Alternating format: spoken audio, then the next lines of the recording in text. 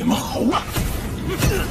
剑宗，在你这世的路上，不，师尊！一生苦海无涯，你的知己爱人云兄，不会，天辉剑，而且更接近永恒，那就送你去见证。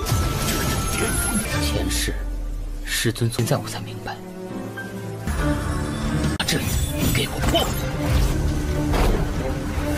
赴宴玉露，皆因花月而得。有份大机缘，快了点儿。不过好歹苦海天尊收徒如此，必须刻满9个相同，必须再断情断。不如让老夫修炼。男女之事最伤。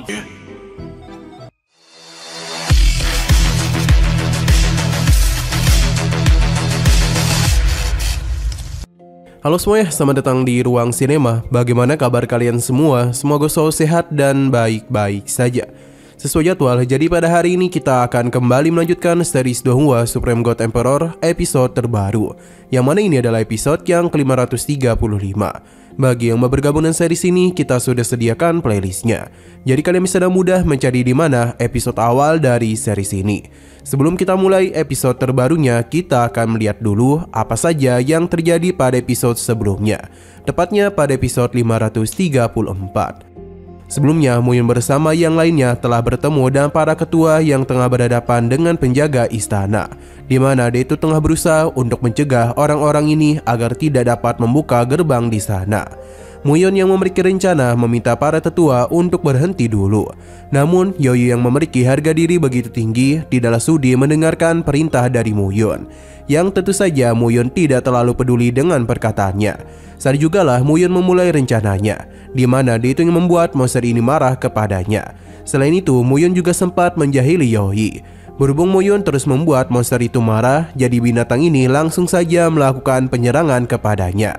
Itulah yang ditunggu oleh Muyun. Serangan langsung saja dia lakukan, di mana ini pun telah berhasil membuka gerbang di sana. Tapi baru saja tiba, Muyun bersama anggotanya masuk ke dalam sebuah ilusi, di mana Muyun dibawa bertemu dengan Xing Mangyu. Sekarang kita akan melanjutkan episode terbarunya. Muyun benar-benar terkejut dengan kemunculan saudara dan juga gurunya. Hanya saja gurunya itu langsung memarahi Muyun karena ia terlalu lama bermalasan. Padahal ini sudah waktunya bagi Muyun untuk berkultivasi. Raja Darah memintanya untuk tidak memarahi Muyun. Pasalnya seniornya itu baru saja menikah, jadi dia pasti membutuhkan waktu untuk bersenang-senang. Jadi tidaklah heran mengapa Muyun baru bangun sekarang. Raja Darah berharap mereka bisa memberikan waktu baginya. Alhasil gurunya tidaklah mempermasalahkan hal itu dan memilih untuk pergi saja. Raja Darah meminta Muyun untuk tidak perlu khawatir, karena meskipun guru mereka terlihat marah, tapi jauh di bawah lubuk hatinya dia sangatlah menghargai Muyun. Raja Darah juga ikut pergi, pasalnya tidak yang mengganggu kesenangan seniornya. Xing Mangyu hanya tertawa saja karena tahu dengan maksudnya. Muyun sendiri sangat senang dapat bertemu kembali dengan mereka. Hingga sesuatu mulai terjadi kepada Muyun, di mana pertarungan tiba-tiba saja terjadi di tempat tersebut. Guru Muyun bersama orang-orang di sana telah dilukai oleh orang-orang tak dikenal. Bahkan Raja Darah juga harus menerima luka yang sangat parah. Ia mencoba untuk melawan, namun dengan sisa-sisa kekuatan yang dia miliki, lawannya itu memiliki kekuatan yang tidaklah main-main. Mereka berjanji kalau pada hari ini Sekte Pedang Meitian akan hancur dari peradaban. Semua ini dilakukan demi membuat semua orang sadar kalau inilah akibat jika berani meninggalkan Sekte Pedang Sanci Santian. Gurunya meminta Muyun untuk pergi dari tempat ini. Selain itu, dia juga meminta maaf karena tidaklah dapat menemani Muyun dalam perjalanannya. Muyun tidaklah bisa berbuat apa-apa selain melihat gurunya dihabisi tepat di hadapannya.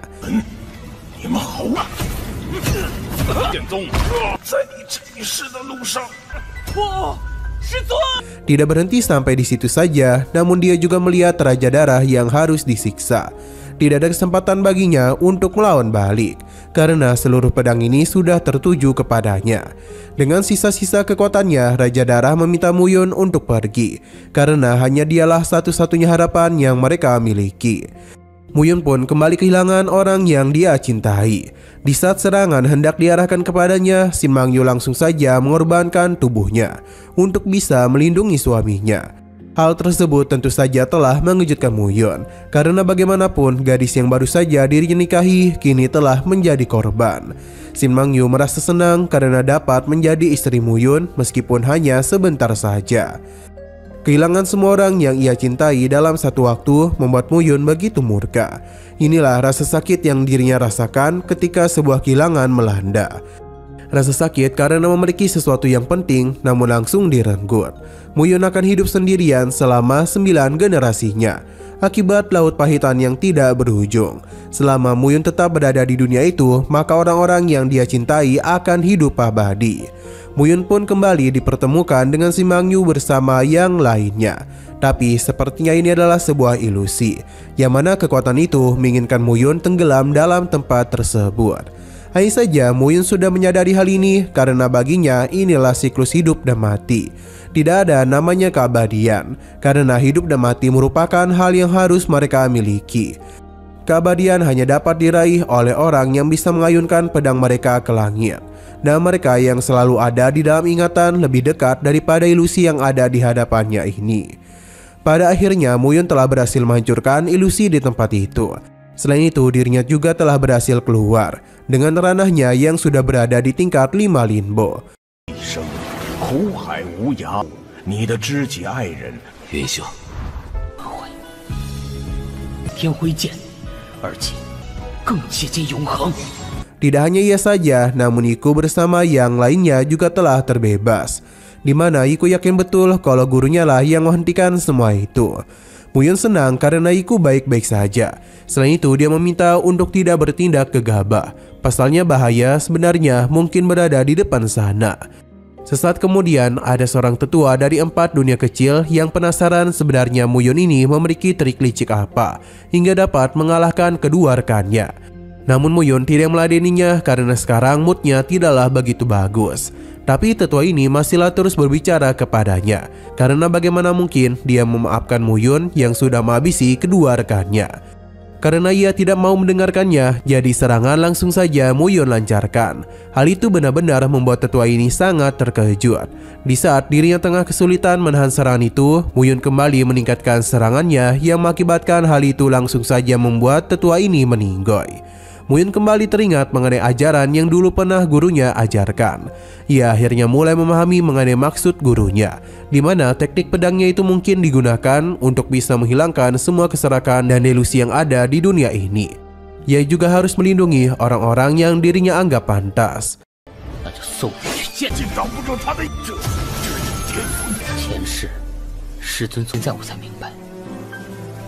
Saat kemudian kita diperlihatkan dengan seorang pria yang penasaran apakah ada seseorang yang memukul Xiaobei dan malah membuatnya tidak sadarkan diri. Xiaobei pun mengubah bentuknya, di mana macan yang mengerikan tadi ternyata hanyalah seekor kucing gemoy. Sosok ini tahu betul kalau Xiaobei adalah makhluk kecil yang imut. Sosok ini pun ingin melihat apa yang ada di dalam sana. Kembali kepada Muyun, Iku penasaran bagaimana cara gurunya bisa naik ke tingkat 5 ranah Linbo. Tapi Muyun tidak menjawab karena ia tidaklah sebanding dengan Iku yang baru saja mendapatkan seorang gadis cantik. Di tengah perjalanan itu mereka pun merasakan dentuman kekuatan yang begitu besar, bahkan hampir saja membuat mereka terpental jauh. Iku segera meraih tangan istrinya, di mana jika sesuatu terjadi kepadanya maka Iku akan segera menyusulnya. Muyun menghentikan kebucinan mereka, pasalnya mereka ini harus fokus dulu dengan masalah yang ada di depan sana.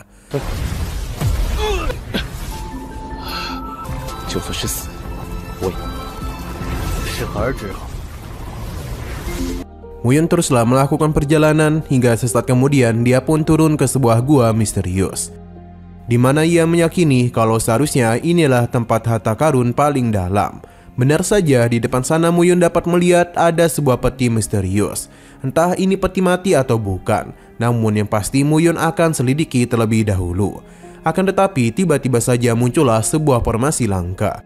Sepertinya ini adalah makam penguasa istana Kuhai Tianjun. Tidak ingin berlama-lama, Muyun langsung saja melakukan penyerangan agar dapat menghancurkan susunan formasi itu. Tidaklah sulit bagi Muyun dalam mengatasi susunan formasi. Dia berhasil menghancurkannya. Setelah itu muncullah dua tungku. Muyun kembali melakukan pemeriksaan di mana di sana terdapat begitu banyak pil. Hampir semua ramuan ini setelah cocok untuk digunakan oleh istrinya. Jadi Muyun langsung saja menyimpan salah satu tungku itu. Namun sebelum melakukan pemeriksaan kepada tungku lainnya, Muyun mendengar kalau ketua Yin Hao sepertinya akan datang kemari. Muyun pun berencana untuk menjahilinya. Ia langsung masuk ke dalam makam itu.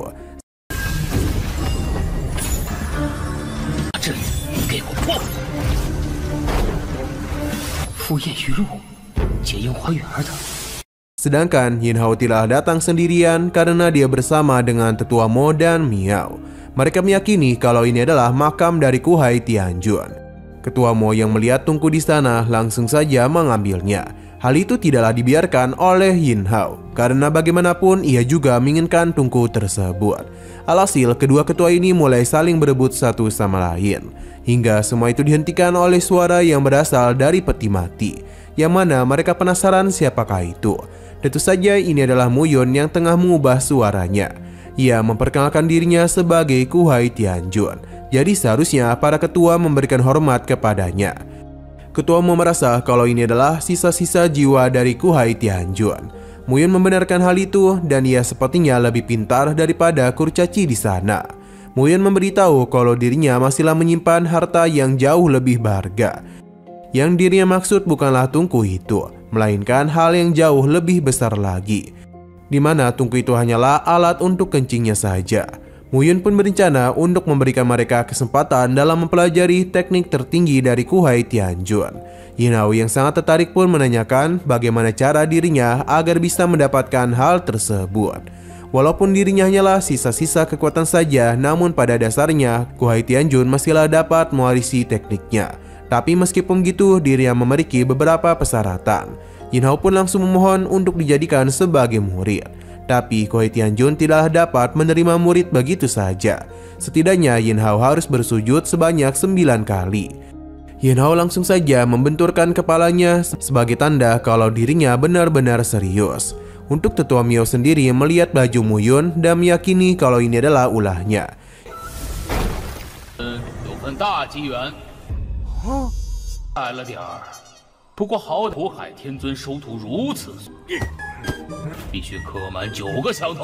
Yin Hao sendiri sudah selesai.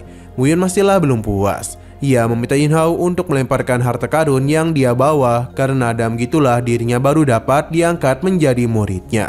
Sebenarnya ini sulit untuk Yin Hao lakukan, tapi karena tetua Miao terus memanas-manasinya, jadi Yin Hao tidak ingin kalah. Dia pun mengeluarkan semua harta yang telah dia bawa. Tanpa pikir panjang langsung menyerahkan cincin itu ke dalam tungku miliknya. Muyun memuji keseriusan Yin Hao. Selanjutnya mereka hanya perlu menghilangkan hasrat seksualnya saja. Yang dirinya maksud adalah hubungan antara pria dan wanita. Sebab untuk mencapai keabadian tertinggi, semua keinginan duniawi harus dihilangkan. Dengan kata lain, titik Yin Hao harus dipotong. Tetua Miao tidaklah menduga Muyun akan sejauh ini.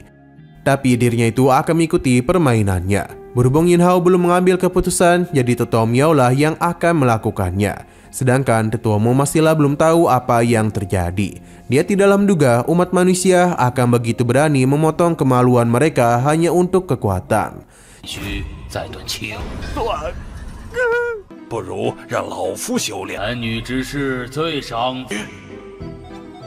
Yin Hao pun terus memikirkan apakah dia harus melakukan hal ini atau tidak. Karena menjadi seorang abadi dengan metode itu bukanlah hal yang lucu. Demi bisa meyakinkannya, Muyun pun memperlihatkan kitab suci penderitaan yang dimiliki oleh sektenya. Selama Yin Hao bisa memotong akar kemalangannya, maka untuk menjadi seorang abadi sudah jauh lebih dekat. Alhasil, Yin Hao yang awalnya ragu kini kembali menjadi bersemangat, di mana dia menatap ke arah tetua Miao dan ketua Mo, hingga dia pun diberikan sebuah pisau kecil yang akan memotong sosisnya. Dan perasaan yang masih takut, Yin Hao mengambil pisau tersebut, yang mana Muyun tengah menantikan momen ini. Dengan tangan yang begitu gemetar, Yin Hao terus meyakinkan tekadnya. Tapi pada akhirnya semua itu tidaklah jadi. Sebab kemaluannya jauh lebih berharga daripada menerima latihan Kuhai Tianjun. Alhasil dia pun memilih untuk pergi saja. Sedangkan Muyun merasa kecewa padahal Yin Hao sudah hampir menjadi muridnya. Sepertinya Denny harus kembali menunggu seseorang yang ditakdirkan untuk bersamanya. Ketua Mo dan Miao pun pergi, hanya saja Ketua Miao memberikan pujian atas rencana Mu Yun. Sebelum pergi, Mu Yun berjanji akan memberikannya sebagian harta yang Yin Hao berikan kepadanya. Sesaat kemudian, Mu Yun pun keluar untuk mengambil harta Yin Hao dan juga melihat apa isi dari tungku ini, yang mana itu adalah sebuah pedang yang memiliki energi roh peri. Tentu saja itu merupakan sebuah harta besar. 看来还需再多谢妙尊者相助。仙气。 Nah, sayang sekali lagi seru-serunya, episodenya pun harus bersambung dulu. Namun sebelum kita akhiri, seperti biasa kita akan melihat preview bagian selanjutnya. Sepertinya Mu Yun telah bertarung dengan sebuah boneka mekanisme yang cukup kuat. Pasalnya seberapa keras pun perlawanannya, boneka ini dapat pulih dengan mudah. Ia bahkan tidak bisa melakukan penyerangan lagi kepadanya. Tapi bagi Mu Yun semua itu tidak ada gunanya. Ia memberikan tekanan yang sangat kuat kepada boneka itu sampai-sampai membuat boneka tersebut tidak bisa bergerak. Mu Yun memintanya untuk tetap diam karena ia akan kembali pergi.